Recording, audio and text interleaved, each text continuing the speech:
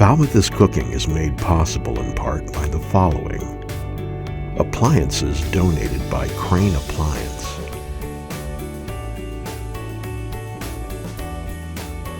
Kitchen installation donated by M. Duffany Builders.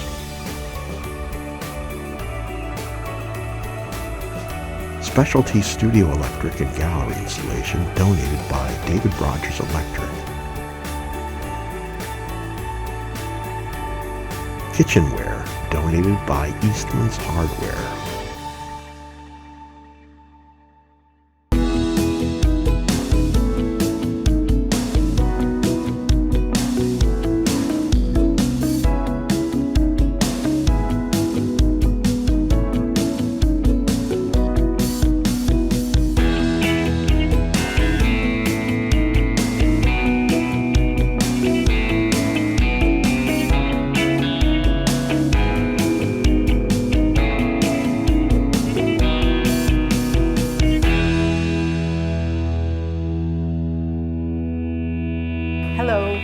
Welcome to Falmouth is Cooking. I'm Gail Blakely, your host for this half hour.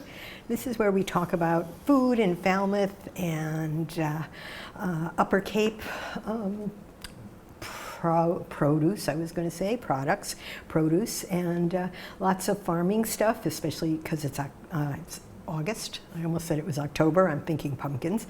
It's August 1st today, and it is tomato season, isn't it? I'm joined by Patricia Gadsby and Jenny Christian, and I'm going to have them tell you what their roles are with the two different organizations that are actually very much tied, but also two separate not-for-profits, correct? Right. So we will get to that in a second, but what I wanted to remind you all was that last year at this time we did a wonderful contest here at FCTV. Was called Never Say No to an August Tomato. And Patricia actually submitted a recipe. Jenny and I were talking earlier. She has one that I think if we ever do it again, I would like her to submit. And the passata that Patricia gave us the instructions for last year is something that we're going to be doing at the end of this talk. So let's talk about the differences between the organizations. And I think that, Patricia, one of the things that you said to me that I think is really important for people to understand is that we are all working towards the future of food in Falmouth, and that's something that you guys are very, very familiar with. I did mention before our Never Say No to an August Tomato, so that's one of the reasons we're doing tomatoes today. Also, Jenny came direct, and you did too, from the Service Center today? No, from the Service Garden. The Service Garden, which has all of this beautiful produce that you see here. Not all of it, actually. Some of these are my tomatoes from my garden, and some of them are, Patricia brought some, and we're just going to have a good time with all of that in a little bit. So you started the Falmouth with the Falmouth Farmers Market in 2008. There was a call for volunteers. It was actually started by ICOM, the Agricultural Commission from the town. Okay. And there was an ad basically in the newspaper, in the Falmouth Enterprise, saying we'd like to start a farmers market. They were looking for volunteers. Okay. And a bunch of us showed up. Okay.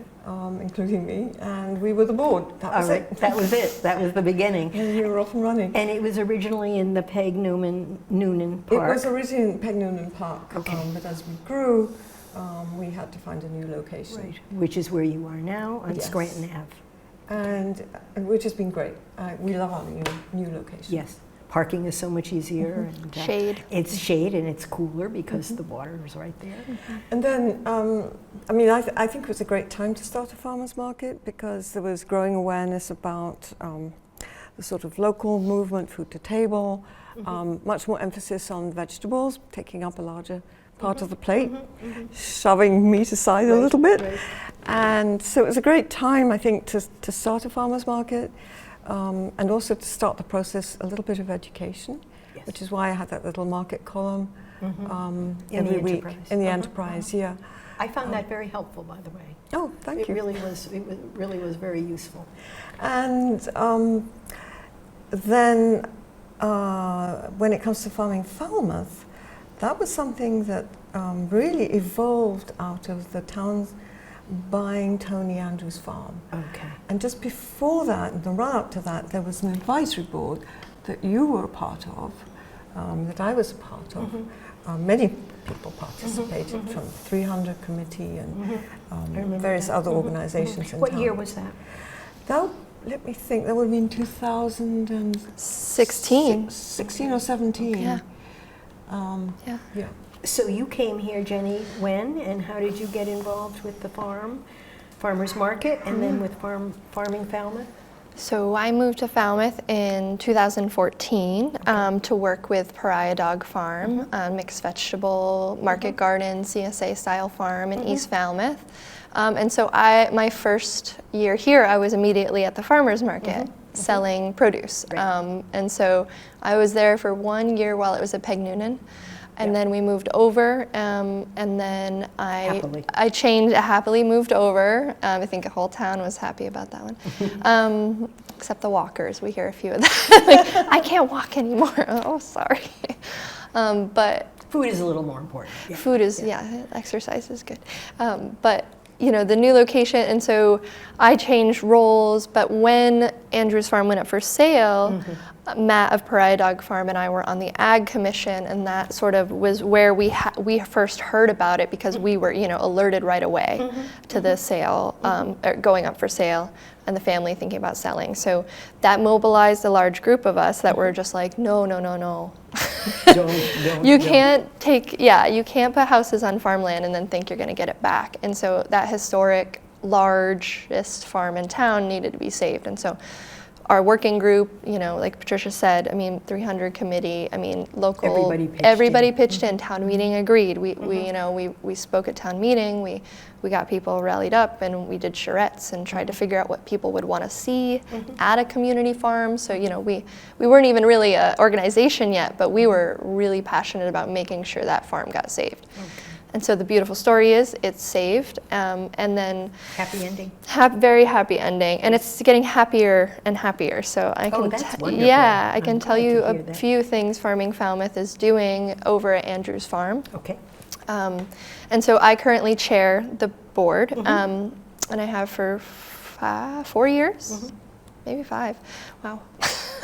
And so we have a few projects. We have subleases with the leasee Jeff Andrews. So the Andrews family is still farming the Andrews family farm.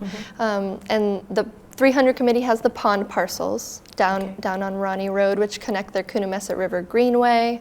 So it's a very beautiful space. And then right up the hill starts the farm. And one of our subleases is the first Marina Andrews Community Garden. So we named it after Marina Andrews, and the garden is self-running, and so we're one of the first things we kind of did as an organization was when the service center was losing that space next to them where there was a community garden. There was a lot of upset gardeners, and because we're part of that growing community, we were like, oh no. And so we worked with them and became their fiscal agent and helped secure this lease with Jeff Andrews. And so that was community garden number 1 at Andrews Farm. And then our second sublease was for the orchard project. So we built a community orchard. It's becoming quite beautiful now. It's really growing up. And so this is its 3rd summer. And we put in 120 fruit trees. We have a whole row of apple, and we have a mixed fruit row, which is very homeowner style spacing, whereas the apple row is very much commercial grower. It's espaliered. Almost like professional as opposed to. And so, we're an educational nonprofit, and so the thing that we need to do is make sure we have classrooms that make sense for what we are teaching. So you can't really teach somebody to prune a peach tree without like a nice peach tree. And if you're trying to teach a group of people how to prune different fruit trees, you need to have those fruit trees available in one place, and then also to train growers that next generation of techniques that you would use to plant an orchard these days, which is our apple row. So it's very education focused. focused. Everything we're doing, it always links back to the education we're either going to do or are doing. And so you know, planting the orchard was a whole educational experience, you know. Sure. And such a community-spirited effort. Lots of great pictures on our website of that. And anytime you go to Andrew's farm, it's open, it's to the public, so you can drive and see the orchard, you can check out the community garden. And then our last project This is the new one. That's yeah. very exciting. The one that we actually were... You two have an awful lot of energy. You know. We were there this morning. Yeah, passion, we call it passion. Passion. Okay, passionate energy. How's that? Yeah, it bubbles, floweth, you know, over. And so this one's really exciting for us because we get to partner with one of our favorite organizations in town, the Service Center. Yes. So this is, we're calling it the Service Garden. And so maybe we'll come up with a jazzier name someday, but right now it explains exactly what it is. It's the community in service to the community. And so we have volunteers come on Tuesdays currently. Next year we're hopefully expanding. There's a grant we're working on to kind of fill the next void, but we've only grown a third of the field. You know, there's some weed pressure we had to get under control to be able to even produce. So we've had a few harvests now, and you know, I think we're close to 100 pounds donated from the service. 69 today. Oh, okay, so we're way. Wow. Okay, so we're close to 200 now. Less 2 onions. No, that was separately weighed. Our beautiful onions. That's so cool. I love that. This came from the service garden this morning, and so we'll dry this out in our shed with the other 20 we harvested, and it'll go next week to the service garden center for donation. And so every week I'm joined by volunteers, and as we're working, we're learning. So if there's a gardening question, while we're harvesting, I'm kind of teaching about maintenance, I'm kind of teaching about bugs when we find them, and so... And this morning you were instructing people as to how to harvest the kale. Okay. How to wash the kale, how to treat the produce after you harvest, I think is a big thing that a lot of gardeners aren't always aware of, because you know, that cucumber can get real soft if you don't get it cold. You know, if you pick it in the heat of the day, or the greens if it's hot, you gotta plunge them in cold water and they just stiffen up, and you know, that's how you get that freshness. You should show off the new t-shirts. t-shirts. Our new t-shirts are beautiful. Our volunteers this year, you know, we have such an amazing crew, and we have volunteer crews for all of these efforts. You know, the community gardens kind of have their own boards and working groups, so they kind of take care of themselves. And there's 2 other community gardens in town now, so we're on our 3rd. Okay. And the orchard also has a volunteer coordinator and Its an own email set list, of folks. and they're called the Apple Corps, and they have their own set of t-shirts, which is very cute too. And they have their own t-shirts. And they have their own t-shirts, and it's just a great thing to give the volunteers, because they're on our team, and it's such it's such a love, you know, you of labor of love. Absolutely. And so you know, we thought, you know, we're coming up with these funny, silly names, and you know, we're calling ourselves the Service Gardeners, you know, because going with the Apple Corps theme, and just, you know, and we have a gleaning program as well, which gleaning program, which What's is that? One of my favorite words in the world. It's part of our sort of food rescue philosophy. Okay. Not to waste food. Okay. And actually it's Katrina Nevin who started that. And she has a crew. Who's here in Falmouth. Yes. So he moved from the vineyard a few years ago. And what the gleaning team do is, when a farmer is done with, say, a row of strawberries, he's harvested the strawberries, but there's always, you know, some left behind. Straggling strawberries. Yeah, they come and they clean it all up, and that, again, it's amazing how much actually gets picked. And that gets taken to the service centre too. All of that stuff. Yeah. Okay. We were at, 6,000 pounds last year. Whoa. Whoa, amazing. And that, I think, also included Share Your Bounty. Yeah. Share Your Bounty is a program that we run at the farmers market.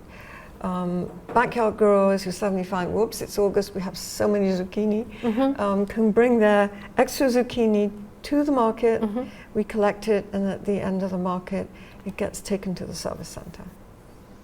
As a donation. As a donation. Oh, wow. So if you have excess, if there's people watching who are gardeners and you have more than you can use, please keep that in mind. On Thursdays we collect at the market. At the market. Okay. So that makes it much clearer for me, and I hope for the people who are watching as well.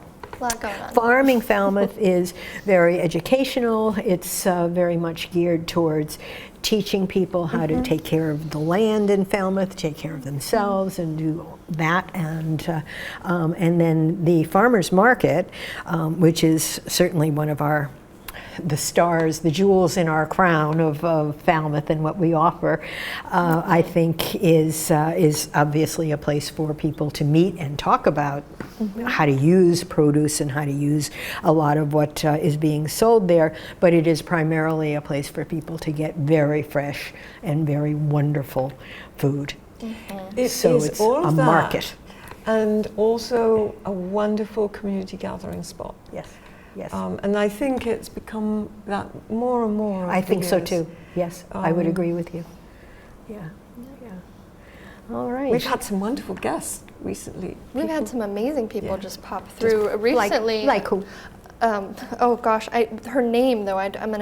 The recent Wampanoag James Beard Award-winning chef popped by last week. Pocknet. Sherry. Yes. Sherry Pocknet. She was so Oh, how lovely. wonderful. And just like such a foodie little chat we had. It was we all nerded out so hard. It was great. She's feeling well now, and She's She still has one challenge to go, but she expects to be back at her restaurant soon. I know we were all very excited to see the fact that she actually won the James Beard Award, which is quite an honor, and maybe someday we'll get her talking here about what she did. We have had Angela Marcelino, who wrote the Wampanoag, essentially, culture cookbook. She's been on here, and I think she does know Sherry, so I think she may be able to get her for us. Who else? Anybody else of note that you want to say who has wandered through the chefs? Our local chefs go, don't they? Yeah. Okay. Yeah, we see them all kind of pop in and out. Yeah. I've seen the owners of Water Street pop through. I see the owners of Sea Salt pop through, the owner chefs. And it's just really nice to see them there. I mean, there's private chefs that come, it's a great place to bulk shop for a lot of those sorts of things. So it's great. And I think the other side of the community that is really has almost felt excluded from farmers market and is just now kind of actually feeling really welcome there is anybody with EBT or SNAP benefits. Yes. And so I manage the market on Thursdays, and that's one of our biggest celebrations, is that we can really offer people some amazing free produce if you have an EBT or a SNAP card. That's so wonderful. if you haven't been in the market, come talk to me and bring your card. All right. Yes, and you do an amazing job. It's a little bit intimidating at first. I'm sure. Yeah. Because there are sort of matching programs that kick in if you have SNAP, and Jenny does an amazing job of explaining it all. And people are astonished, aren't they? My goodness, we can get all this food. If you do it right, and it's just getting food to communities that really need it, just really healthy food. Good. So needed. All right, let's talk a little bit more about tomatoes if we can, it being August. This is a new book that has come out. It's written by Martha Holmberg, Simply Tomato, as Patricia would say. And she's the co-author of another James Beard award-winning book with Joshua, what's escaping me? Joshua McFadden, I believe. Yes. 6 Seasons, A New Way with Vegetables. I was really impressed with this book and talked to Patricia about it a little bit before we came on. I think that she covers lots of different topics. One of them is addressing it's okay to buy tomatoes at the grocery store and which ones to buy and why to buy them rather than not necessarily growing your own if you can't do that.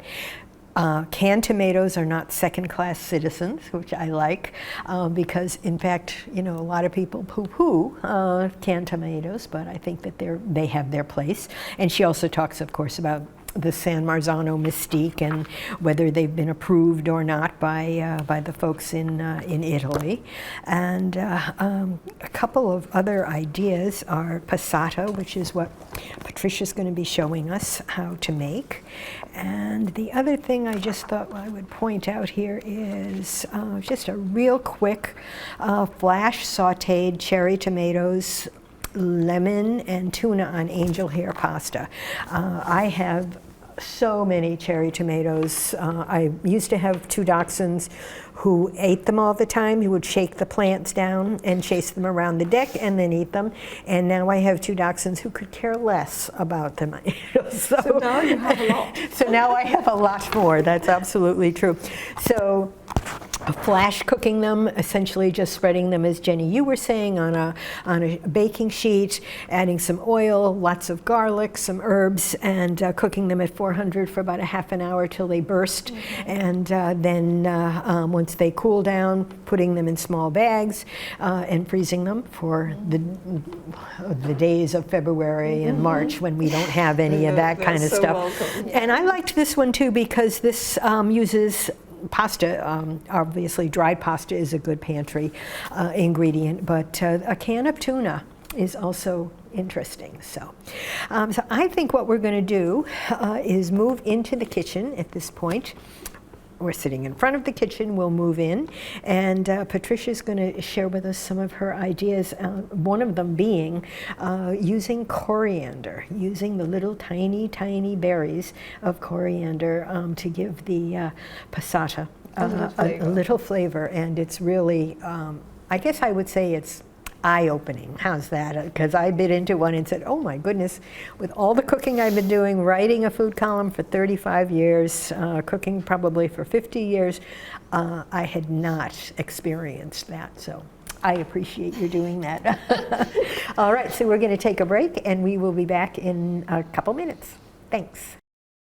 All right, here we are in the kitchen with one of my all-time favorite kitchen towels, Buy Fresh, Buy Local. I think these are available at the market, and I'm sure that they're in other stores in all of Cape Cod and who knows where else. But this is one of my all-time favorites, also because it's educational. It really helps me at times to know what's available when. All right, so here we are with our farmers market, our service garden. And farmers market, yes. But our service garden, onions and some fresh herbs from Patricia and from our stager, Rita Pacheco. And Jenny brought these gorgeous kale. Yeah, that's from the service garden too. Yeah, so that's an example of some of the donations that we made today. Beautiful, the Swiss chard, yes, gorgeous. Yeah. And I have never seen a cucumber like this. Does it taste any different? Does it look any different? No, but it's got a nice thin skin, which I find, and the cavity is really small. Yes, it's a nice one. I like that. Good slicer. And then we have some tomatoes, and I also asked Patricia to bring some Malden sea salt. I think it's one of the better flaky salts, although you also sell sea salt at the market, right? Yeah. That's made right here in Falmouth. In Falmouth, and I know that there's some from Wellfleet. I've seen it all over. I've seen it at Pariah Dog Farm. Yeah, it's the and same. you can make it yourself. And I could make it myself. It's actually fun to do. It's a whole nother episode. A whole other, absolutely, salt making. That's, I will remember that. And wonderful garlic. From the market? From the market. And I just have to show you this. Patricia made this little chive vinegar. I think you should go into the business of labeling and making little bottles of vinegar for people. Really cool. And then this, want to say something about this olive oil, which is available at the market. Yes. Right. Okay. And it's, who is the Monopati? How do we say that? Monopati. Monopati. Yeah. Okay. And they have a variety of different oils, correct? Well, no, actually, they just sell this one. They have a farm in Greece. Okay. And in the winter they harvest there and bring a number of other products, like wonderful dried figs. I bet. Which I really recommend. All right. Haven't tried them Baklava yet. is pretty good too. Yeah. Okay. You can tell by you tasted it, so you know. Okay, so we are going to make passata. want to tell us about what passata is? And, Well, passata basically means passed through or sieved, and there are any number in Italian? in Italian, in yeah. Italian, okay. And there are any number of ways of doing that. There are some special machines with sort of big funnels where you can put your tomatoes in and you crank a handle and it goes through and it removes the skin and most of the seeds. You can also use a food mill, and I think that's what was in the book that we showed, right. They do it with a food mill. Right. I use this generally for those tomatoes that you have sitting on the counter when one is suddenly beginning to look like a little bit dinged or you know, you brought A little it home. funky, yeah. It's not funky yet, but it's definitely ripe and shouldn't be kept any longer. Okay. So I think it's a great way of using up tomatoes that have reached that stage, but you can use any wonderful tomato. Okay. You can't use a hard tomato for this. They've got to be juicy. Must be ripe and juicy. And the simplest way to do it, I find, is actually just using a box grater and a bowl, or you can lie one of these flat, if that's what you have. And basically what you do is take half a tomato and then just sort of cup it in your hand, Okay. and then just start rubbing against the box grater. What you want to do is be careful, of course, not to grate your fingers. Yes. You Okay. don't want any injuries here, but it's basically as We have simple as- Band-Aids, it's okay. Be careful, but, okay. She's done this before. Yes. I know she is. You just keep going like that. Okay, and then you And have... eventually what you get is just the skin. And left, and you have the very essence of tomato right there. You have the very essence of tomato there. You can, I didn't do this for the second one, but you can flick out the seeds first if you don't want seed in your tomato. And I sometimes do this and drain it. What you get here is a lovely little liquid which you can, if you have a lot of tomatoes, you can sort of take a spoon and do this. Okay. And you'll get a lovely little flavoring for, I think it's a great flavoring in martinis. Oh, it's interesting. I bet that's in the book. I think it may be. That would make sense. So basically what you get is a puree. So you were talking about for martinis is this liquid Yes. that's left over. Okay. So here you have a very loose puree, which you can turn into a fresh sauce or a soup or make it into a bruschetta or whatever you want. If you want it thicker, you can either drain it or cook it down a little bit. And if you're going to keep it, freeze it, it's a good idea to cook it a little bit fast, partly because it's space saving. Yes. But also because you're killing some enzymes that can interfere with the optimal taste of tomato down the road once it's been frozen for a while. Okay. So just very, very briefly cook it down. Okay. And then should we Just get shake rid of that that? off. Yeah, I'm just going to move it over to here. So once you've got this, That is the passata. that is the passata. Should we chop some garlic? Give me We're a gonna- job. Yeah. Okay. We're going to add some garlic. Jenny, why don't you come on over here, be our garlic chopper. You want all of it? Well, half will probably do. I mean, it's not that much, unless you want me to grate more tomatoes. I think that's All right, I'm enough cutting it for all, people and to somebody can see. use it later because Okay. a little cut up garlic never hurt. Never hurt anybody, absolutely. And Patricia, you and I were talking about what to do with the skins. Well, Jenny said compost them, right? You can compost them, which is Always fine. preferable. Always Trash. Certainly don't throw them away. Okay. But you can also dehydrate them if you have a dehydrator, or if you have a microwave. Yes. You can dehydrate them in the microwave. Just do sort of short incremental bursts of a minute or so and watch them. What about spreading them on a sheet pan You and could cooking spread them them on like a at sheet 200 or something? In a low oven, which is cracked open, so Oh. so that moisture can escape. Oh, You can do that too. Good point, yes, thank you. For about how long would that be, do you think? Maybe a couple hours? It depends on depends. how much flesh is on Exactly. them. Okay. But once it's dry, then you can powder it, Okay. and you have Good a job, tomato Jenny. powder. You're hired. Or I've done this before. Say that again, Patricia. Once it's dried, you can once make it's it into dried, a powder. You can powder in a pestle mortar, say. You can pound it down into a powder with a little bit of salt to get things going. Thank you. Okay. All so right. I think we'll just flavor it a little bit. The salt. where's the mold and salt? Oops, I think I'll bring it here rather than struggle with it. Mold and salt, and a little bit of pepper, black A pepper, little bit of black pepper, a pinch. pinch, and a little bit of. I like a little acidity in my tomatoes, even though they're acid, which is why I brought this. And we should put the garlic in too. Or you could use lemon juice if you didn't have vinegar, correct? You could. I lean towards vinegar somehow with tomatoes. I don't know why. Okay. And we need some garlic in there. Jenny, would you like to I do just that? don't know how much you want. That's Here, just scoop garlic is it something right that up some and- people love it. So I would Okay. just put that all in. You know what I'm going to do? I'm just going to take a little bit of that. Just And mush it with the crush it. salt. Okay. Crush it in like that. All right. Paste it down a bit. Okay. If you Yep. slide it, you get a nice paste. Get all those oils to press out into the salt. That's the good stuff. Absolutely. Garlic powder is one of my favorite things. Oh, yeah. If you ever have too much garlic, try dehydrating it. Okay. So good Okay. to have that. It's a good cheat for garlic. If you don't want to, Yeah. just peel it. It's just peeling the chopping, and when it's out of season, it's I'm just adding a little glug of A little glug of oil. a little glug of oil. Are we going to add any fresh herbs other than the coriander? And we're going. Yes, now we're going to do the coriander. All right. You can do this in any order, really. It doesn't Okay. matter. So, amongst this little bouquet of herbs, we have some coriander.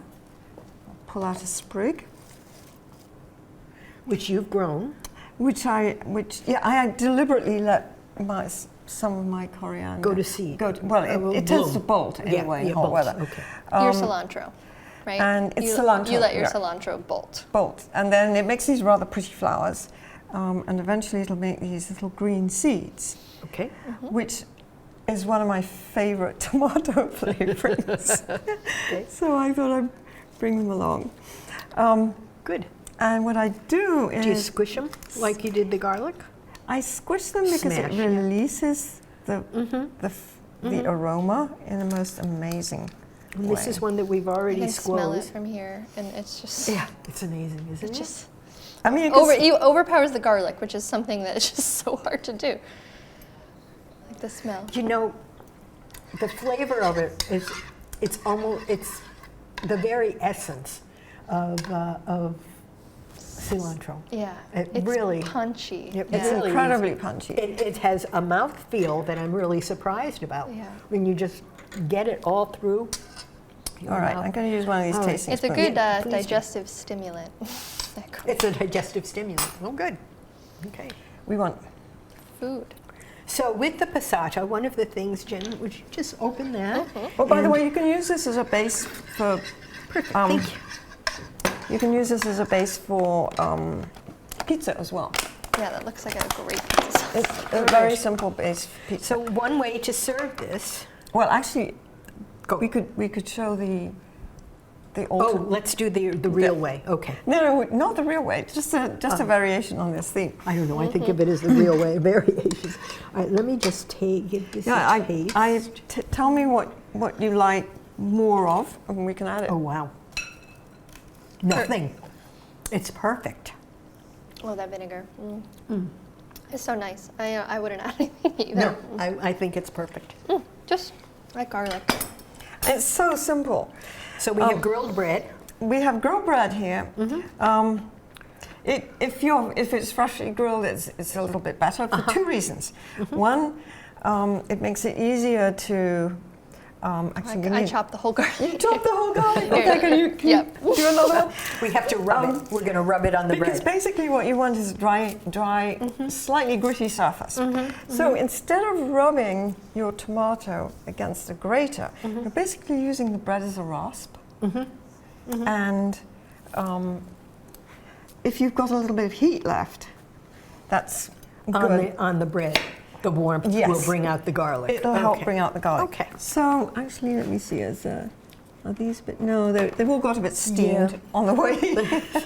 But anyway, we can. So just rub it with the Rub it. clove of garlic. Yeah. And as I say, if it's freshly crisped and warm, this goes very, very quickly. You can actually more or less squish the whole thing in, but I'm just going to... This is essentially a Spanish technique, is that what? But I'm sure it's all through tomato land, wherever people grow and enjoy tomatoes. I'm sure it is. Well, I mean, it is... Pan tomate is a very Spanish thing, but I'm sure people have done similar things. And then basically what you do is just as we were rubbing the against the grater, you're doing the same thing, but you're doing it on bread. Okay. Oops, I got into the garlic there. Oh, perfect. That That garlic to the bread trick is my favorite new trick I've learned this year. Really? I never thought to just... To squish. But when you're right, when it is really nicely toasted bread, it's toasted. it just Yep. goes on Yep. great, and then you know, garlic bread, simple. And then you finish it off with salt, pepper. I'm just going to rinse my hand. Sure. And drizzle of olive oil. And that's it. And that's it. And it's so simple. What would happen if we put a couple little coriander seeds on there? Well, you could try. Let's experiment. Okay. That's my favorite thing to do in the kitchen. Me too. Okay. And a couple of these little We'll babies. crush them up. Let's squish them, yeah. Crush them, squish them. There we go. I think. And very important, we added little olive oil. Yeah. The little coriander makes that look so pretty. Okay. So we have the olive oil on here, and now we can sample. How's that Yes. sound? And actually, we can.